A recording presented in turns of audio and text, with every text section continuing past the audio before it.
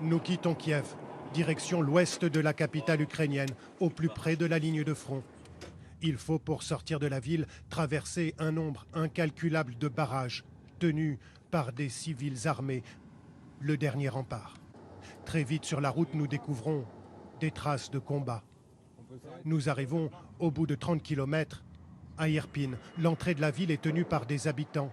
Vitali Kalman vient de recevoir son arme. C'est l'armée qui me l'a donné il y a quelques jours. Il nous explique que des affrontements ont eu lieu la veille à l'autre bout de la ville. Les Russes ont essayé de rentrer dans la ville pour la traverser, car la route est directe pour Kiev après. Au barrage, des gens quittent la ville au plus vite, traumatisés par les affrontements. Vous avez entendu ces explosions? Depuis hier, c'est comme ça. Nous nous dirigeons à l'autre entrée de la ville, celle où les combats ont été les plus violents. Un carnage. 4 corps de soldats russes gisent au sol. 2 chars ennemis ont été détruits par l'armée ukrainienne. 7 hommes habitent à quelques centaines de mètres. Vous pouvez aller plus loin, vous verrez d'autres cadavres. L'armée ukrainienne a réussi à repousser l'assaut des soldats russes. Il faut repousser les ennemis, les repousser jusque derrière leurs frontières. Et il faut forcer la communauté internationale à juger Poutine et Loukachenko devant un tribunal international. C'est la seule manière d'arrêter ça.